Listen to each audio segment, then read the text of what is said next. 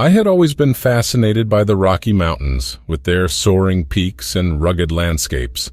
So when I was offered a job as a park ranger at Rocky Mountain National Park, I jumped at the chance. I knew that the job would be challenging, but I was eager to explore the park's vast wilderness and learn more about its rich history. As a park ranger, my duties included patrolling the campgrounds and trails, providing assistance to visitors, and ensuring that everyone followed the park's rules and regulations. Most of the time, my job was fairly routine, but there were moments when things got a little more interesting. One summer evening, I was finishing up my patrol around the campground when I noticed something strange. In the distance, I could see a tent swaying back and forth. At first, I assumed it was just the wind, but as I got closer, I realized that something was off. The tent was completely empty, but it looked as if someone had been inside recently. The sleeping bags were still neatly rolled up, and there were even some cooking utensils lying around. I started to get a little nervous, but I assumed that the camper had just gone for a walk or was using the bathroom. I decided to wait around for a while to see if the camper would return, but as the hours passed, there was no sign of them. I searched the surrounding area, but there was no trace of the missing camper.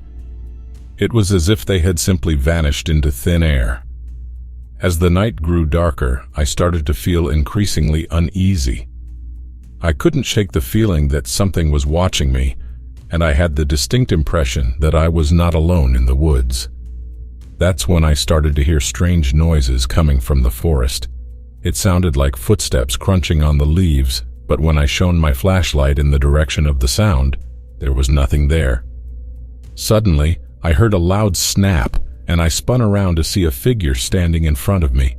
It was a man, but he was completely translucent, as if he was made of smoke.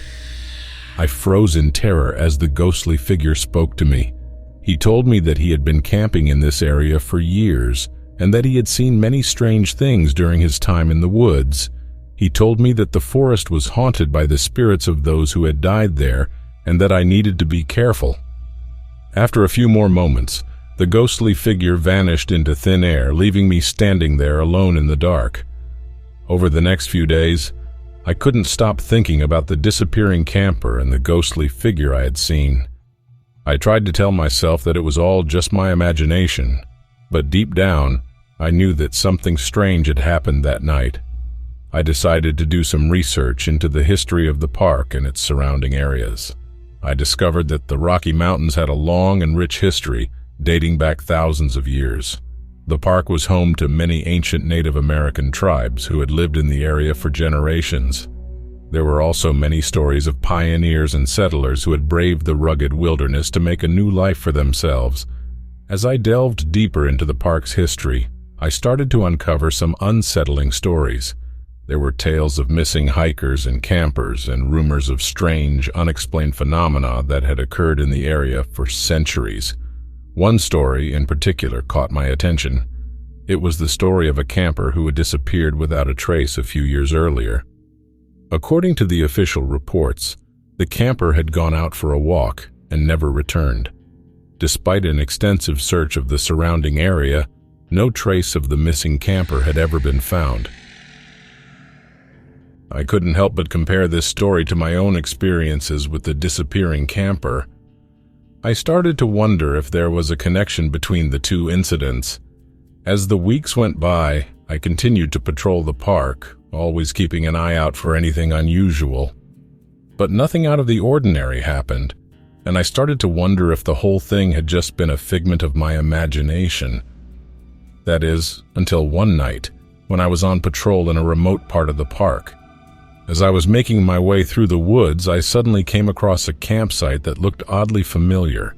It was the same campsite where I had found the disappearing camper weeks earlier. My heart racing, I cautiously approached the tent, but this time, it was different. The tent was no longer empty. Inside, I could see the silhouette of a person, fast asleep. I cautiously approached the tent and shone my flashlight inside, but as soon as the light hit the person's face, they vanished into thin air. I stood there in shock, unsure of what to do next. But then I heard a voice behind me. "Are you okay?"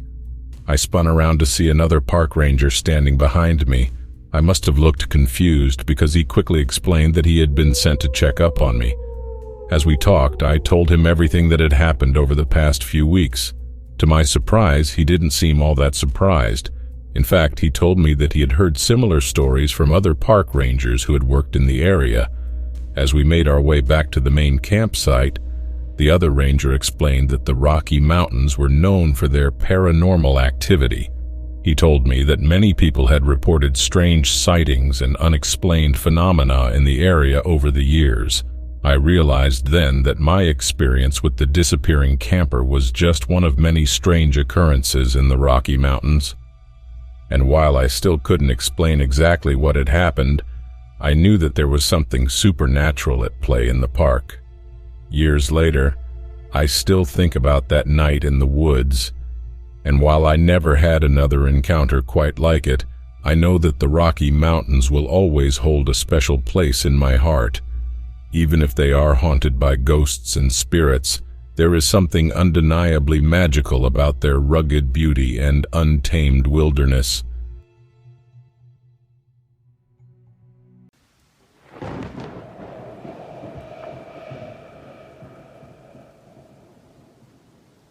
I remember that night in 2018 like it was yesterday. I was on patrol in Rocky Mountain National Park, checking the trails and making sure everything was safe for the hikers and campers who were out enjoying the wilderness. But as the sun started to set, I realized that I had lost my way. I wasn't too worried at first.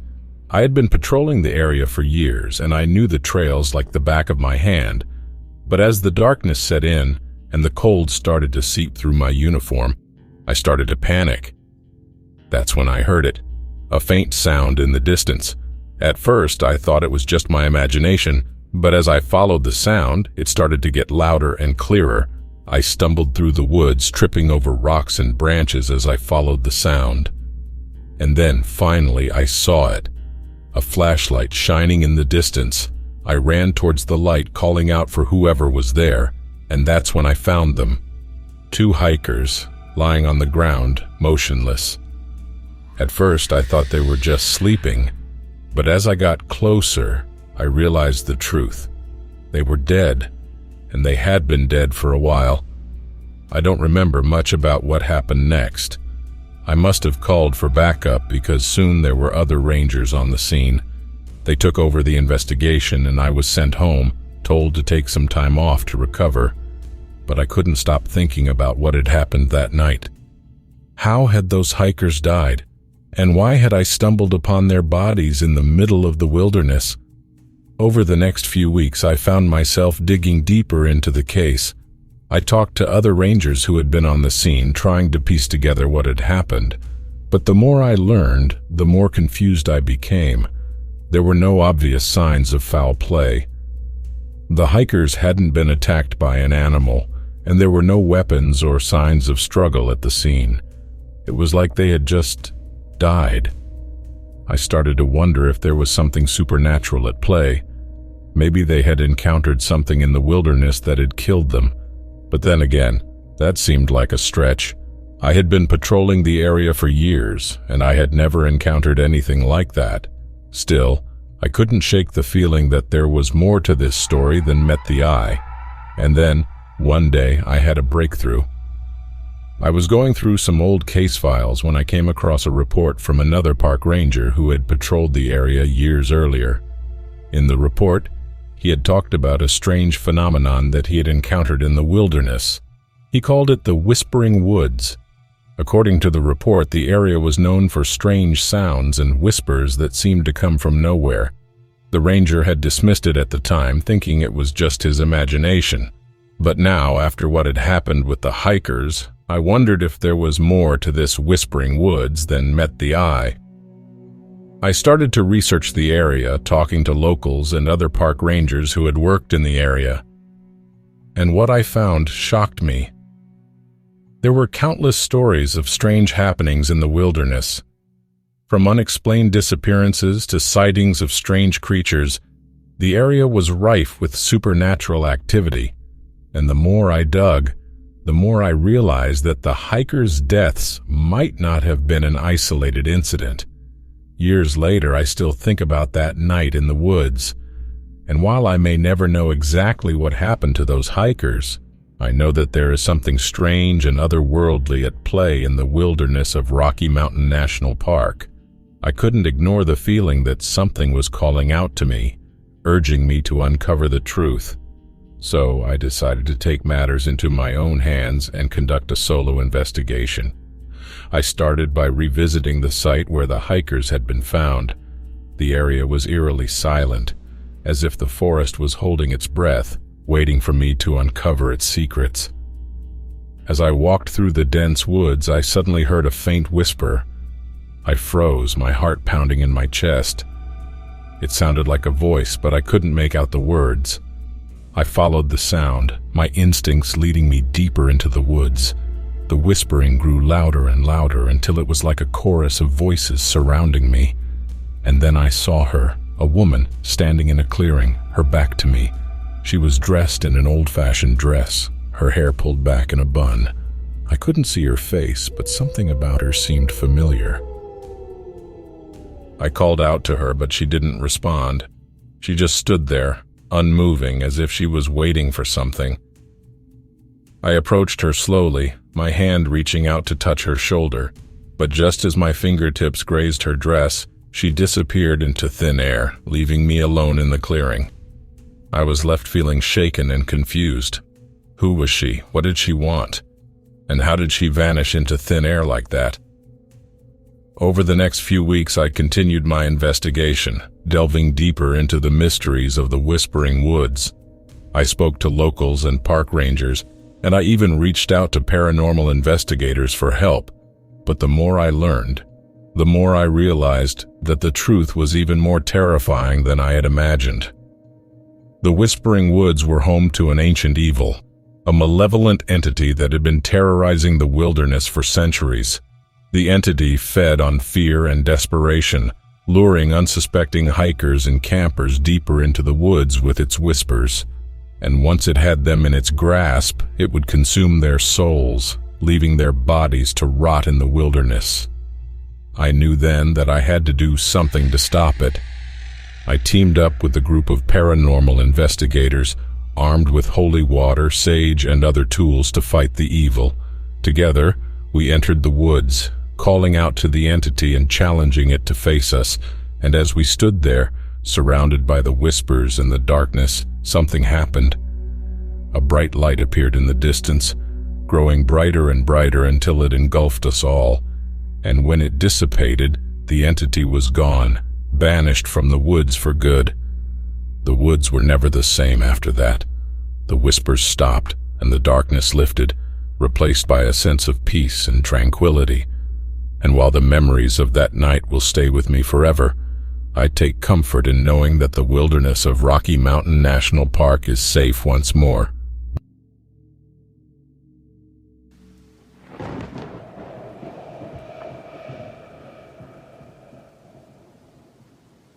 I was exhausted from my long shift at Rocky Mountain National Park, but I knew I couldn't rest until all the hikers were accounted for. It had been a busy day, with several missing persons reports and a search and rescue mission that lasted well into the night. I decided to take a short nap in my truck, hoping to recharge my batteries before continuing my search. I set my alarm for 20 minutes and closed my eyes. But I was jolted awake by a soft voice calling out to me. "Excuse me, sir, can you help me?"